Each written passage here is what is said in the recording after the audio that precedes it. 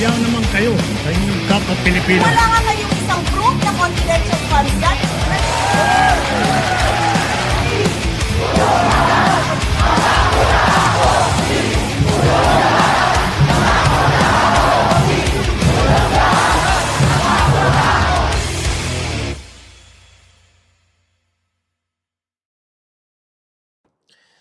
Okay, good evening po sa inyo lahat. Actually, good morning from where I am now. Pero good evening po sa inyo lahat dyan po sa Manila.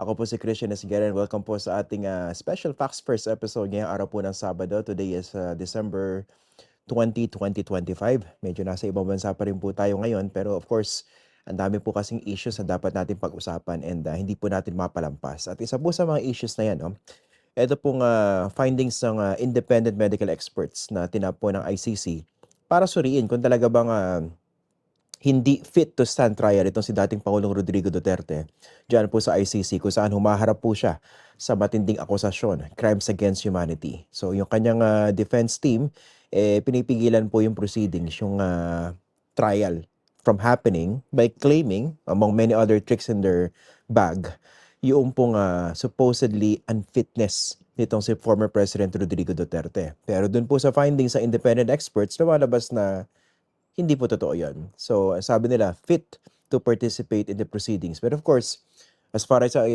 based on my understanding, this has still to be decided on officially by the court. No? So ito po yung pag-uusapan natin ngayong gabi, and I'd like to welcome again to our program. Isa po sa mga regular guests po natin dito sa Facts First.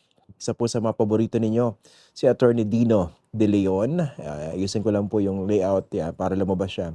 Attorney Dino, magandang gabi. Good evening, Christian. Good morning there. Aloha from Hawaii. Oo. Hello.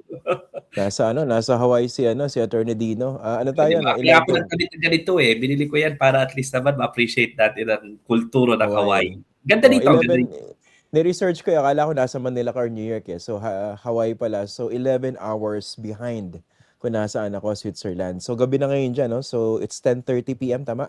10:30 p.m. Okay, 10:30. Ayos lang kasi, alam mo, nung minessage kita about dito sa nung binabasa ko yung mga nangyari dito sa test kay Rodrigo Duterte, I can't help it but smile and laugh. No? Napakaganda developments.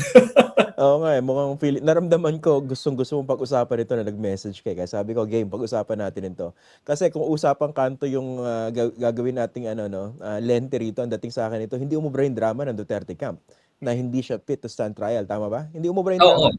Oo, hindi talaga. Drama talaga. Alam mo, sinabi ko naman before, di ba? Lagyan natin sa konteksto ito, no? Kung bakit nga ba napadpad dito yung proceedings ng ICC. Napakalinaw, sinabi ko na sa ito dati, na mahirap kasi, no? Mahirap kasi yung posisyon ni Rodrigo Duterte at ng kanyang mga abogado, no? Mahirap dahil makapalang ebidensya, no? Ang mga alam natin ng mga ebidensya, nung sinabi nga natin noon is merong mga government, di ba?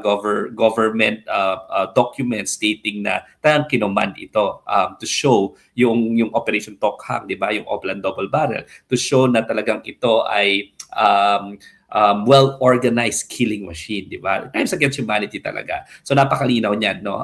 Napakalinaw rin na meron yung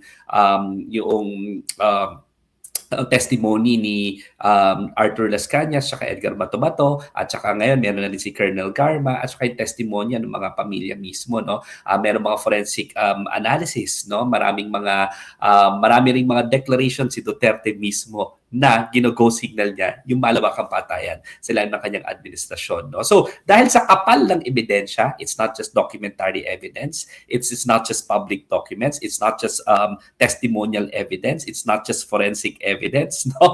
Kompleto, Ricardo, it's also declaration against interest and confession coming from Rodrigo Duterte himself, no? So dahil makapal ang ebidensya, ang sabi ko nga, anong gagawin ng abogado dito? Ang gagawin ng abogado dito, i-delay na lang para hopefully hindi siya tayo makonvikan. Di ba? Hindi tayo makonvikan sa ilalim niya, syempre, kumikita rin ng mga lawyers niya, di ba? Paano pahabain yung PC at yung proceedings? Mukha namang maganda yata ang bayad kay Kaufman, no? Ng pamilya Duterte sa ating mga sources, no? Tsaka sa ating pagkakaintindi. Of course, di naman yan volunteer, di naman niya kaano-ano si Rodrigo Duterte, no? Kaya nga nagpa-accredit sa ICC at ang mga kinuha niyang mga past clients, talaga syempre of course malaking bayad sa kanya at kumikita siya. Having said that, ano yung strategy? Ang strategy is to delay the proceedings. So, ang sabi mo kanina, umubra ba itong delaying tactic, itong wheelchair tactic, itong drama tactic ng mga Duterte sa ICC? No? Ang sabi niya, sipain ko pa yung ICC. Ngayon na. Punta na sila dito, ma'am. 'Di ba? Sabi niya or sir, noong iniimbestigahan siya doon sa House of Representatives, ngayon na, sampalin ko pa sila, sipain ko pa sila. Pero nung kinuha na siya, no, hinaresto na siya, dinala siya sa ICC, mautal-utal. Rodrigo Roa. Drama, no? Sabi niya naman, kung naalala mo yung isang interview sa SMNI, yung hirap na hirap kunyari siya maglakad, tapos sabi niya, yan, nagdadrama lang ako niyan, paluin ko pa sila nitong baston ko. Pero drama lang yan, para pag nakikita niya raw, hindi niya raw gusto yung kausap niya, o kanya, mag-aawa-awa daw siya, hindi siya makalakad, pero kaya niya naman daw talaga maglakad, no? So, nangyari din sa kanya yan, yung consistency na yan. So, itong drama nila, sabi, meron na raw siyang cognitive disability. Yan meron na siyang impairment. Impairment na hindi niya na raw maiintindihan yung proceedings at hindi niya na raw ma-gauge yung mga ebidensya laban sa kanya, no? So yun yung kine-claim niya. Kaso syempre, alam mo sa limited experience ko sa international proceedings, no? Kahit sa regular arbitration, so I've been involved in several arbitrations, no? Ang ginagawa namin usually is kumukuha kami ng mga expert witness. Hindi lang isa may expert witness yung kalaban mo, may expert witness ka, may expert witness yung tribunal. Pagsasama-samahin yung expert witness sa isang table at sasabihan sila, yung order sila na ayusin yung report nila, saan sila nag-agree, saan sila nag-disagree, no? So ginawa ng ICC dito, tatlong klase ang kinuha nila. Isang forensic psychiatrist, and nung tinignan ko naman, syempre hindi naman tayo expert sa psychology, sa psychiatry, no? So syempre kailangan natin magbasa. Ang sabi, ang forensic psychiatrist, a psychiatrist with training in forensic settings, meaning they evaluate mental health in the context of legal proceedings. So, meron siyang forensic psychiatrist. Kumuha ang ICC niyan and accredited yan. Ibig sabihin, alam mo ang ICC, hindi yan basta-basta nag-accredit ng mga tao. Meron yung proseso, titingnan yung expertise mo, no? At bago kayo accredit. So, isang forensic psychiatrist. Pangalawa, isang neuropsychologist. Ano yung sabihin ng neuropsychologist para sa ating mga ordinaryong tao, hindi naman ito ang profesyon? A clinical psychologist specializing in how the brain functions and how the brain function relates to cognition and behavior, no? Neuropsychologists conduct structured cognitive testing to measure memory, attention, executive function, and other mental skills essential for participating in trial. So titinan mismo kung meron ka pa ba ng mga essential skills, cognitive skills na yun, no? So hindi lang yung forensic psychiatrist, meron ring neuropsychologist, yung brain functions mismo, no? Hindi lang yung behavior, yung brain functions mismo ang pinag-aaralan. At yung pangatlong kinontrata ng ICC is yung behavioral neurologist, expert in geriatric and behavioral psychology para specifically sa pang mga advanced age ng mga tao na yung mga medyo tumatanda na. A neurologist or psychologist focus on brain-behavior relationships. At ano nakakatawa? Ang nakakatawa dito, all of them had a consensus. Ang consensus, fit si Rodrigo Duterte mag-stand sa trial. At ano yung isang niredact kasi kung sino itong mga taong ito, no? Pero ang isa doon sa interesting sa akin, na kaya sabi ko, Christian, kailangan natin pag-usapan to kasi parang amusing, you learn one or two things every day, no? Ang ginawa is sinabi, memory test ito ha. Kunyari, sinabi niya kay Rodrigo, this is a simple memory test. Yung coin in hand. Ganyan daw. Ang gagawin daw sa'yo, papakita sa'yo kung nasaan yung coin. Siyempre, may coin ako dito. Sasarang ko. Alam mo kung nasaan ha? Now count backwards. 10, 9, 8. Habang nakapikit ka, 7, 6, 5, 4, 3, 2, 1. Pagkabukas mo ng mata mo, tuturo mo ulit kung saan. Ang pinapalabas noong nagtetest sa'yo is memory game siya. No? Short-term memory test. Sorry.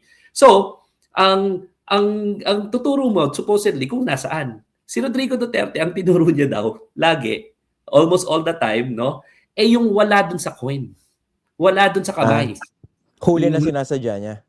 Huli na sinasadya niya. Yung pala, that test is to check whether you're faking your cognitive decline because that test, kahit na raw yung may cognitive decline, magiging 50-50 ang chance. Ang ini-exploit nun is the simple probability. Ang probability to 50-50 eh. So kahit na may cognitive decline ka, 50-50 pa rin ang magiging average mo. Pero Tatama kung ka kahit papaano. tatama ka, kahit na nakakalimutan mo, tatama ka kasi 50-50. Ito, ang ginawa si Rodrigo Duterte, consistently yung mali ang tinuturo. So ibig sabihin, there was a conscious decision to fake him because to fake the results and to fake yung cognitive decline niya because alam niya kung nasaan eh. At deliberately minamali niya at way more than the average because again, 50-50 ang chance eh. Way more than the average na pinipeke mo. Ang galing, di ba? Sabi ko, amusing, no? So, Hindi talaga, apparently hindi ubra yung galawan Duterte dyan, yung nakakabudol. Kasi mga eksperto pinag-uusapan dito, di ba? Hindi niya na-DDS yung mga eksperto. Hindi niya rin expert eh. And this is a simple test pala. No? Ito yung baseline, yung one. No? So yung unang-una, actual test kung fake niya. Number 2, tinatanong rin siya. No? Tinatanong siya, ano yung mga nararamdaman mo? Ano yung mga nararamdaman mo? Ano yung mga simptomas mo? May sasabihin daw siya, bigla nagiging sharp. And then pagkatapos siya maging sharp, no? Sasabihin niya yung mga nararamdaman niya, and then mag-acting na naman si Rodrigo Duterte. Pero yung mga sinasabi niya na medyo sharp, naalala niya kung ano yung mga symptoms siya, hindi nagmamatch doon sa behavior niya while nag-uusap sila. So, parang bigla ka magiging sharp tapos biglang decline. Parang hindi consistent. At yung pangatlong observation ng mga experts, so ito yung tatlo, no? Hindi to one-time, big-time observation, no? Ino-observe na siya simula October, November hanggang lumabas yung report nila. So halos 2 buwan, no? And consistently pinapanood daw nila, ino-observe si Rodrigo Duterte at nakita nila, no, na hindi siya under cognitive decline so much so that he will be incapacitated from understanding the trial proceedings, no? So ano sabi ng ICC prosecutor? Ang sabi ng ICC prosecutor, nakakatawa, is he's feigning. He's faking it. He's feigning his incapacity, no? And that is dangerous. Kaya in-urge nung prosecutor na we have to proceed to trial because obviously this is dilatory, no? So, ewan ko kung na-amuse yung ICC prosecutor na he's faking it, pero di ba? Normal nga yan sa Philippine politics eh. Theatric dito. Magkakaroon bigla ng wheelchair, di ba? Pagka hinahabol na ng justisya. Yan ang ginagawa ni Rodrigo Duterte. So, asan yung tapang? Hindi, ang point dito, so ang susunod, so is this the end of it or meron pa siyang pwedeng exploit na proseso para ma-delay pa rin yung proceedings at hindi magkaroon ng trial? So, question ngayon nung defense team, yung result ng tatlo may consensus sila, no? Wala ni isa nagsabi na incapacitated siya from proceeding, from understanding the proceedings. So, wala ni isa out of the 3 experts. So ang ginawa ngayon nung defense, nag-nitpick. Parang itong findings ni A tsaka ni B medyo inconsistent with each other, pero wala ni isang sinabi doon sa sinabit ng defense na hindi totoo na hindi sila nag-agree. Actually, agree na sila. Sinasabi lang, ninitpick na sila ng some sort of inconsistency, number 1. Number 2, they are asking that to cross-examine the experts, no? So baka payagan as part of it, no, na i-cross-examine sila kasi right naman ng accused to cross-examine any witness against him or her. Pero ito kasi hindi naman witness about the crime. These are experts by the ICC. So it will be interesting to see whether kung papayagan niya o hindi. Pero I think that is the last hurrah, no? After that, definitely we're gonna see the confirmation of charges hearing soon. Okay. Kasi unanimous. May consensus ang mga experts at hindi naman pwedeng pakinggan lang yung doktor nila ni Rodrigo Duterte na may certification, di ba? It has to be accredited by the ICC itself. Pwede naman pwede ubra pa rin ba kunwari gumamit ng isang sariling expert witness itong si Duterte?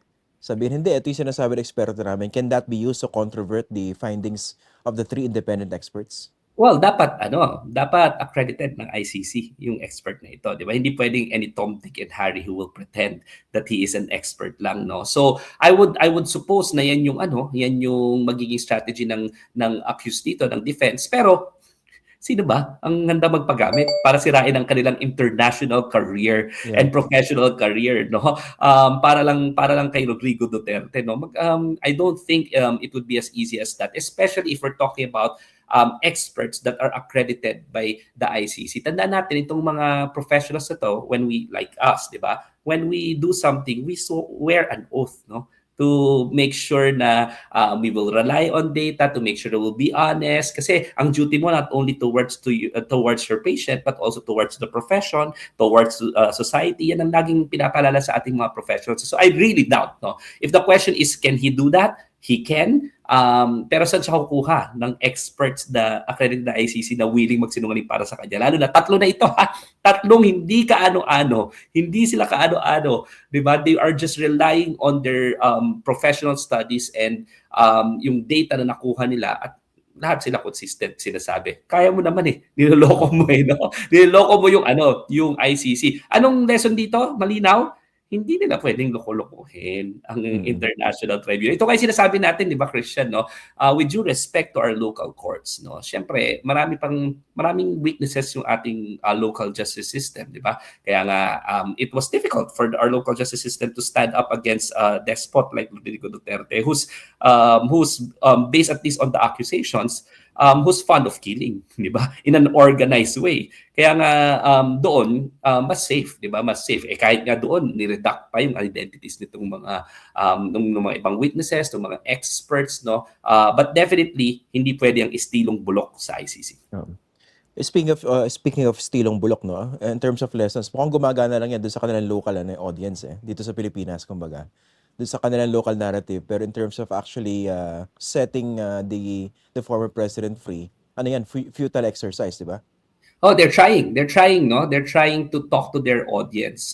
Again, sabi ko nga, ito ay delaying tactic. Kasi, ang tingin ko lang hindi pwedeng lumabas itong mga ebidensya hanggang before 2028 elections. Diba? Kung may plano talaga si Sara Duterte at kasama doon sa sinasabi ng mga witnesses doon na nung mayor si Sara Duterte, actually kasama siya sa doon sa organisasyon ng Davao Death Squad. Hindi lang niya alam kasama siya sa nag-o-order na ipagpatuloy yung malawakang patayan. So, I think delaying talaga ang strategy at syempre they will try, no? They will try to continue with this delay. Pero hindi mukhang hindi mangyayari 'yon. Mukhang magkakaroon ng confirmation of charges hearing by the first quarter of 2026. Diba? Sabi ko maganda dito ko unang in-announce ang regalo nung Pasko sa Facts First, di ba? Kay Sara Duterte ang plunder na yan.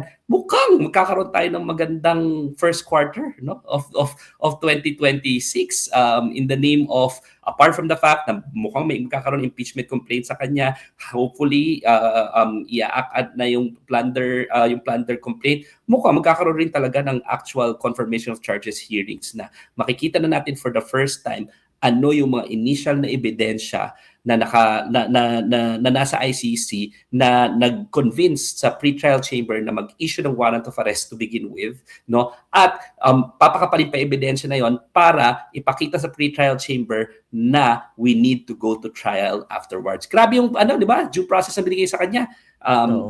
Office of the Prosecutor muna, tapos naghingi ulit yung Office of the Prosecutor ng permission to continue with the investigation of the situation of the Philippines. Tapos nag-request ng warrant of arrest, ni-review ulit yung ng ICC pre-trial chamber yung issuance ng warrant of arrest, nag-issue ng warrant of arrest. Ngayon tinitingnan kung fit siya to stand for trial. Ngayon susunod, titingnan pa ulit, confirm pa ulit kung adequate ba yung pieces of evidence to proceed to trial. After that, magpapalit ulit yung buong chamber. Pupunta na tayo sa trial chamber mismo. Grabe yung binibigay sa kanya. Pero in every single instance, it looks like he's failing his defense, no? And ang gagawin niya to delay this because makapal ang ebidensya at sana ang gusto nila, I think, no, is hindi aabot sa 2028 na ma-expose lahat yung mga pieces of evidence kung gaano in-author. Alam naman natin, witness naman tayo lahat nun, di ba? Witness naman tayo lahat dito, no? Lahat na nakikinig dito, mapa-DDS ka, mapa-Duterte supporter ka, we were all witnesses on how on the well-organized killings that happened when Duterte assumed power. No one can deny that. No one can deny that. The only thing that we disagree on is whether or not it is justified. Tama? Wala naman dito Yeah. magde-deny na maraming malawak kapatayan. Ang tinatanong lang dito is justified ba o hindi. So ibig sabihin, kung hindi dinedeny ng mga supporters na may malawakang patayan at ang sinasabi nyo lang, justified yan, i-offer nyo na yung depensa ninyo sa ICC. Kasi sabi niyo justified, di ba? Sabi niyo may malakas yung legal defense, di ba? Sinabi niyo walang masamang ginawa si Duterte, di ba? This is your time to shine. So instead of treating it as if itong forum na ito is against you, actually this forum can legitimize, di ba? Legitimize your defense. Sasabihin nila, tama nga kayo. And then for forever, ma-justify niyo yung war on drugs. Pero nandun tayo ngayon, kung malakas talaga yung depensa ninyo, huwag kayong manghas na i-offer yung depensa na yon, yung justification ninyo sa forum like the International Criminal Court. Ayun. O sige. Attorney Dino De Leon, maraming salamat. Mukhang maraming pasabog dito sa darating na taon sa 2026. So, nagkatotoo na yung una mo sinabi, pero abangan natin yung plunder case. Yung development sa plunder case, tapos yung impeachment complaint to be filed against the Vice President. In the meantime, enjoy your vacation there in Hawaii. Maraming salamat for joining us tonight. Thank you. Ikaw ba, bakasyon ka ba dyan? Medyo. Yan. Diyan kami sa, Okay. nang visit ko sa May. So, hingi ako sa iyo. Okay. Enjoy ka rin. Sige. Salamat. Thank you. Bye-bye. Ayan, thank you. Yan, si Attorney Dino De Leon. Okay. So basically, nakikita po natin dito, no? Gusto ko lang puntahan ng maikli yung sinabi sa dulo ni Attorney Dino De Leon. Pinag-uusapan dito yung matinding due process na ina-accord dito kay former President Rodrigo Duterte. And I think this is how due process actually works.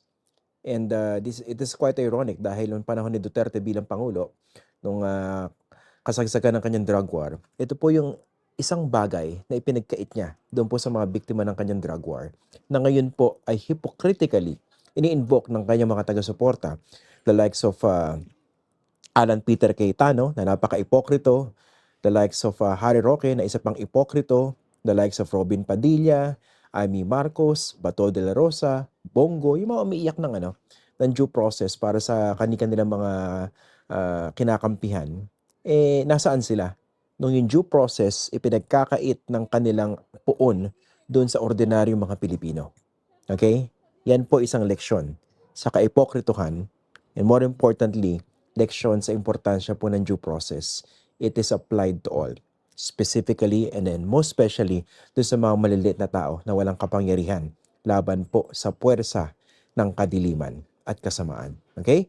On that note, maraming salamat po sa inyong lahat. Ako po si Christian Esguera. Magandang gabi po sa inyo.